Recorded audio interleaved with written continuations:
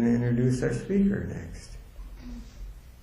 Larry Jennings has been a long-time fellowship minister, and he's back with us because his work schedule has changed. He's no longer occupied or committed on Sundays to his work, which is in a funeral home. He deals with the living and the dead, and so he has beautiful insights, plus psychic experiences of the other side, which is only natural for somebody who would work with the living and the dead. So let's find out what he has to say today.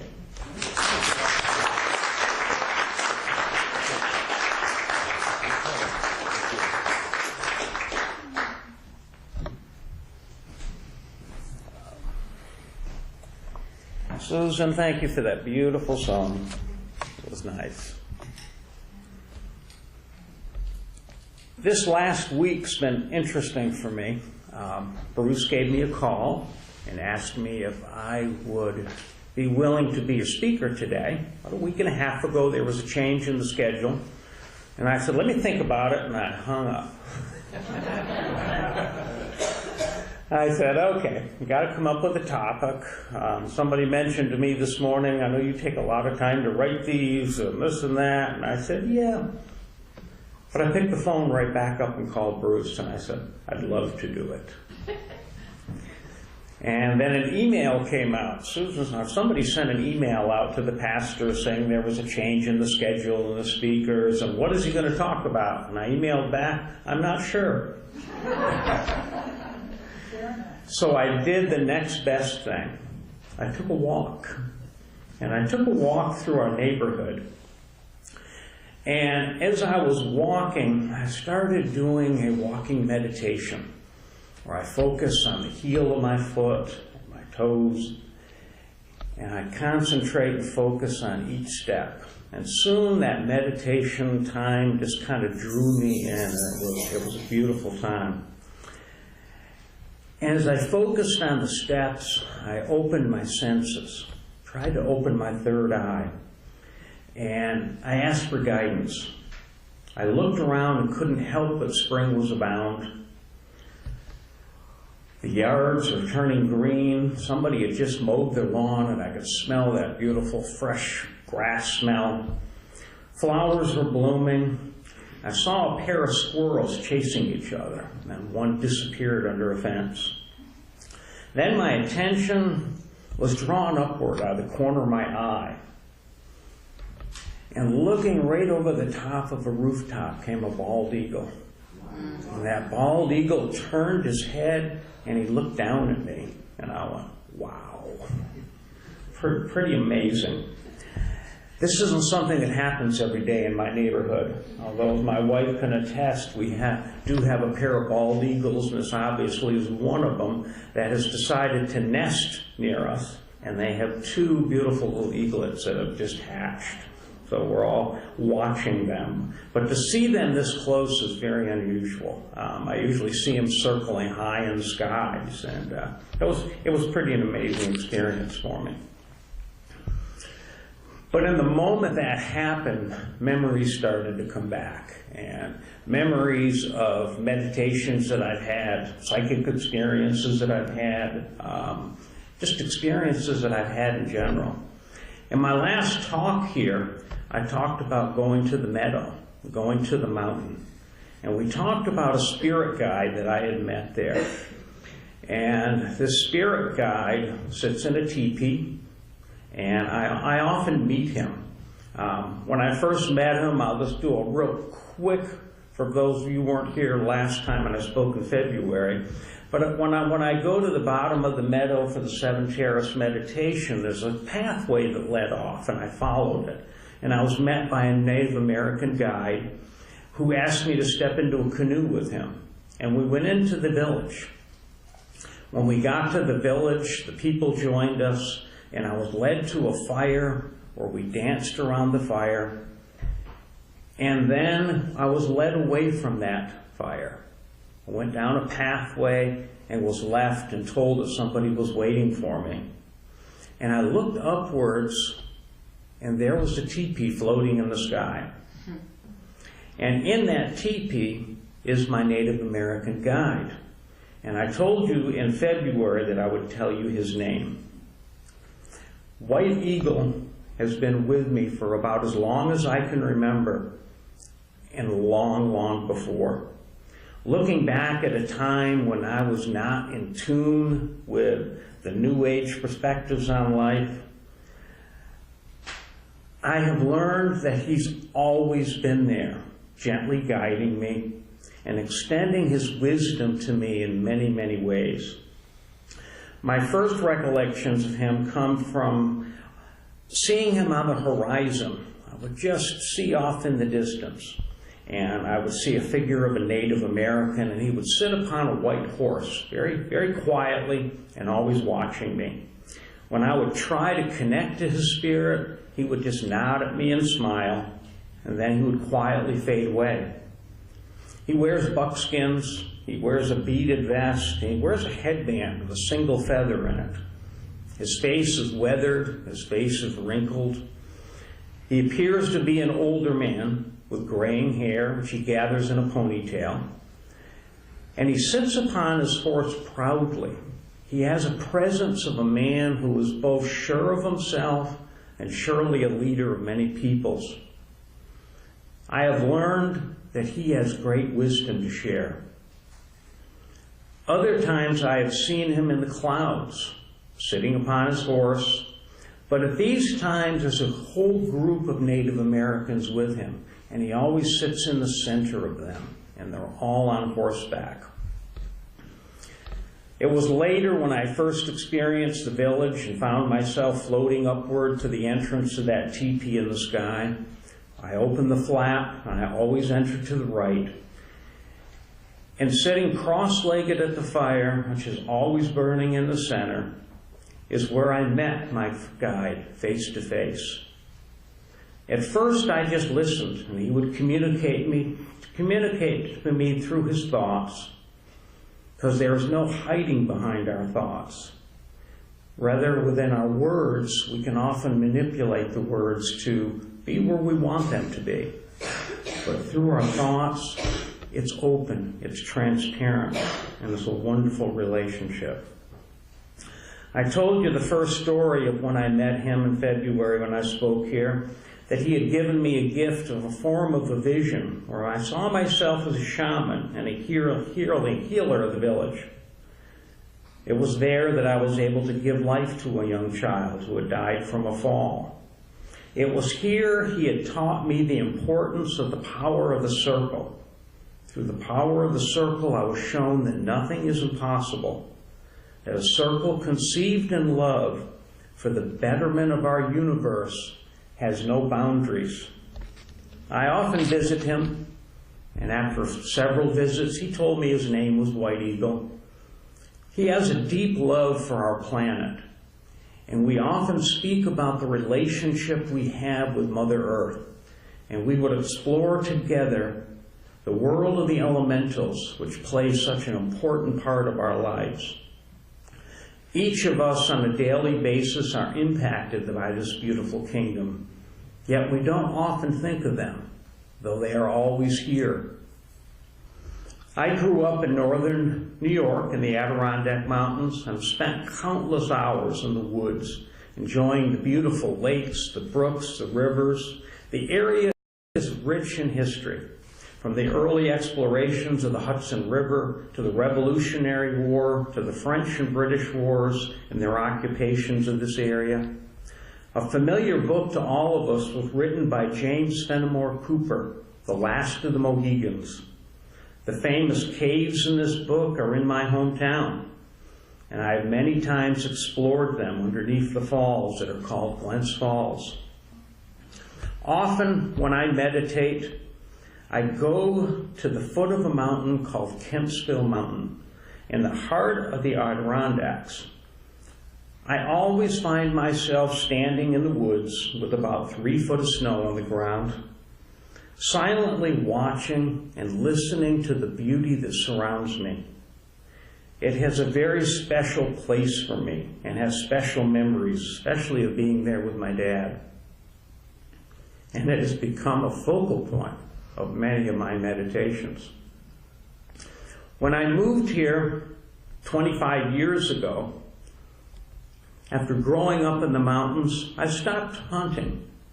Now I have a different view on this. Now I would bring a camera instead of a gun.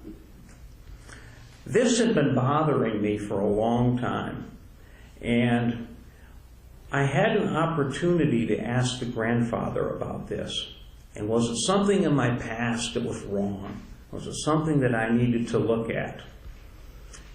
And he smiled at me, and suddenly he placed me at the foot of Kempsell Mountain. As I stood in front of the snow, a beautiful scene was in front of me. Fresh snow hung from the trees. I was in a ravine with tall maple trees surrounding me. I could see the tops of mountains in the distance with their white caps from the new snowfall. I could smell the fresh cold air and the fragrance of balsam. In front of me were two red squirrels playing on a log, chasing each other, and the new snow flying through the air everywhere they went. Suddenly I heard the breaking of a twig, and my attention went to the side of the hill, to the ravine. I could see a deer approaching me. It was large, with a set of antlers. He did not detect me being there. He entered the ravine and started to climb the opposite hillside.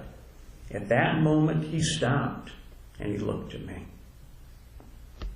In that moment, White Eagle suddenly appeared at my side, and I had changed. I was now a Native American man standing in the same place that I had been. I lifted my bow, and I met the eyes of the deer standing before me. The deer spoke to me and told me that he had been born for this moment in his circle of life. He told me he had done what his life had required and now would give life to my people so they could survive. I thanked him, and I told him I would tell his story to my people. I let the arrow go. I did not see the arrow find its mark, but rather what I watched was amazing. As I watched the deer begin to fall, I watched its soul separate from its body. The soul of this deer ran up the side of the hill where he stopped, looked at me, and thanked me for bringing his life full circle. Then his soul ran off and quietly disappeared. I raised my arms to the sky and gave thanks to this beautiful spirit. His soul was beautiful. It was as if I was looking at shimmering water. I could see through him. And again, I was blessed with the knowledge that all of our animal friends have a life on the other side, just as we do. It also awakened me to the fact of how much the animal kingdom plays a part of our lives. They are not just pets. They're not just beautiful creatures that we enjoy in nature, but rather they have their own soul with their own purpose, just as we do. By respecting and honoring them, we respect ourselves. And we must remember that we are all part of this circle, working together in harmony. I immediately found myself back in the teepee with grandfather, and he asked if I understood. I told him I did. And as I returned to my body, I can remember that a great weight was lifted from my shoulders. And this understanding that both the hunter and the hunted were both a much larger part of a picture, a circle of life that brings to each understanding and wisdom. This experience with White Eagle reminds me that the way we interact with Mother Earth and all of her inhabitants bears witness to who we are. We are love, and we are one with our Creator. This love defines us, and is the basic ingredient of our being. When we take the time to quiet ourselves and sit in the stillness, we discover our true selves and understand this love that we share with our Creator. I left those beautiful mountains some 25 years ago because I was drawn to live closer to the ocean and feel the sand beneath my feet and listen to the waves coming ashore. Wherever our travels takes us, remember, we are always with Mother Earth. She is what we stand on. She is the air we breathe, the water we drink. She is life, and she is what sustains us. Last week, I stood in the cemetery that had been established in 1791 here in Virginia Beach. I was here to place a gentleman to rest that had died and crossed over. I have to admit that I love going to old cemeteries. I like reading the epitaphs on the stones that stand in testimony to a life lived. My brother Dean recently was in South Carolina and sent me a picture of one that was most interesting. It read, "To the memory of Frank, the faithful servant of Francis M. Weston, killed by a lightning bolt." It was a stone that was placed for a slave many, many years ago by his master. Very unusual to happen. The love that this man had for this person was shown in this. But what was interesting on his stone, there was a carving of Frank laying down on the ground, and you could see the lightning bolt coming down from the sky and striking him. Yeah. But after I had set up for the funeral, I walked around and visited some of these stones that were around me. I always noticed in these cemeteries a great number of children that died back then. Their stones are usually easy to find. They have lambs on them. You'll see little angels. And I always pause and take a moment at each one of them. And I say a prayer. And I wish their souls well and wonder if they've come back. I wonder if they're back in this world yet. I'm sure many of them are. And as I continued looking, I came across a black marble headstone with a beautiful engraving of a small pond with geese landing on it. And in the background were beautiful mountains that easily could have been seen from the Adirondacks. And it always amazes me how the simplest things can trigger your memories, and how these moments can attune you to what is happening around you. As I looked at this scene of the mountains, I felt myself slipping away. And suddenly, I could feel the sun shining on me. I could feel the breeze that was blowing. And I watched a pair of birds flying back and forth to a small bush. So I walked over to that bush, and I could see a nest that they were building. I stepped away, allowing them their space. I saw flowers blooming around many of the monuments, and I was drawn to a particular group of wildflowers that were at the edge of the cemetery. I enjoyed their beauty, but soon realized I was not alone. It started with just a small movement in the grass, and as I focused on this place, I could see the fairies busily going about their work. They were about 2.5 inches long.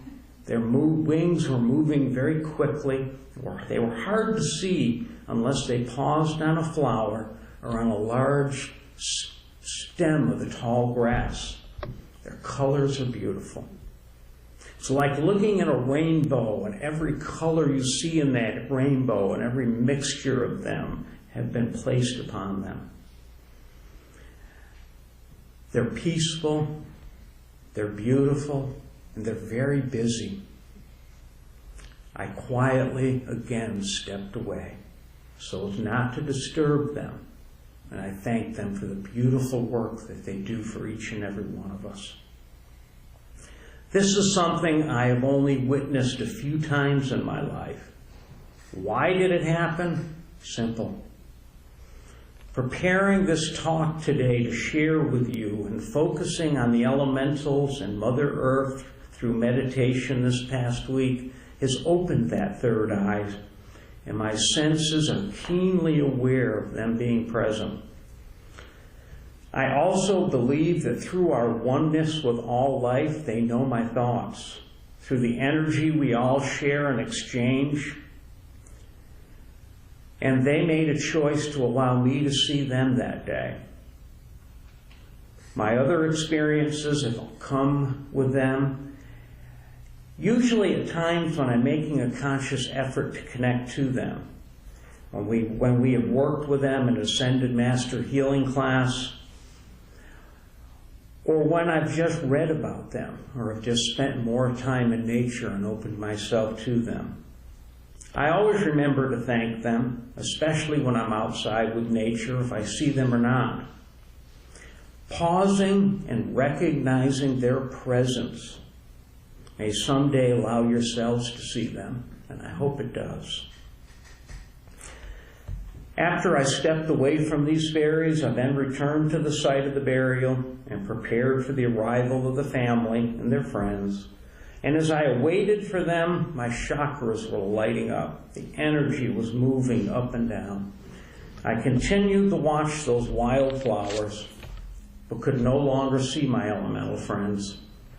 In that moment, I reflected on how my own personal journey that had begun many years ago by being open to meditation and listening to those still moments that are inside us. My first attempts at meditation came from reading books, and then with my brother Wayne, who had first introduced me to this church. My first meditation was with my brother at his home, and he explained to me that he was going to play a tape and take me on a guided meditation. He told me the person speaking was a minister from his church, the Reverend Thomas Keller.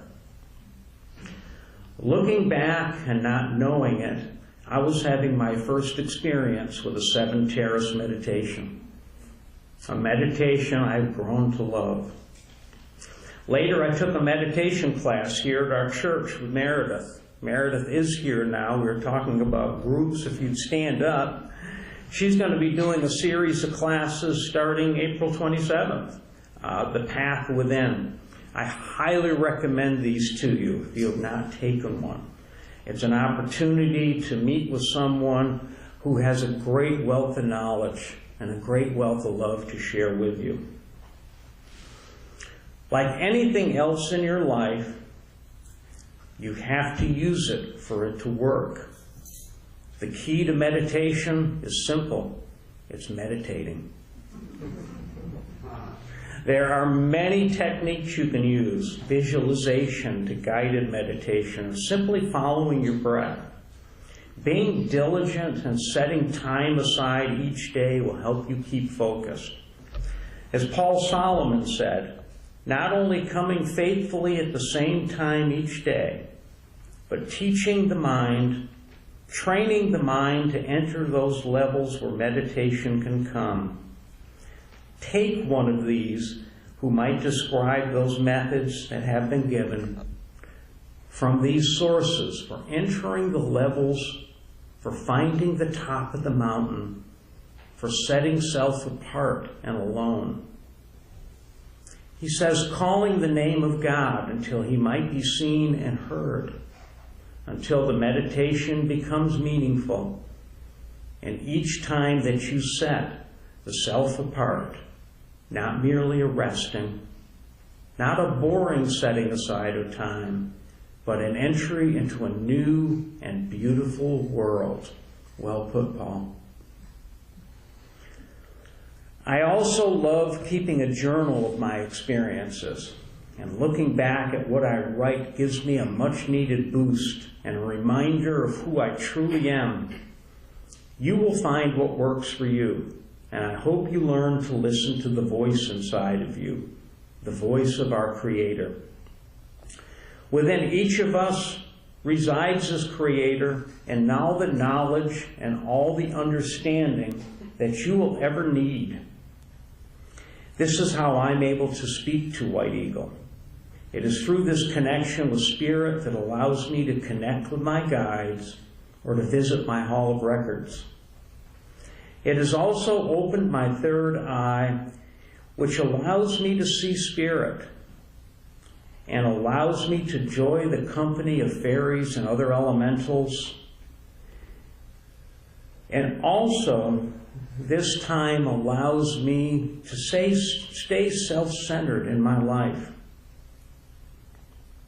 I don't often visit with White Eagle, but rather I take the path of listening and communicating to the voice that's within me, the voice that Paul Solomon called the Source.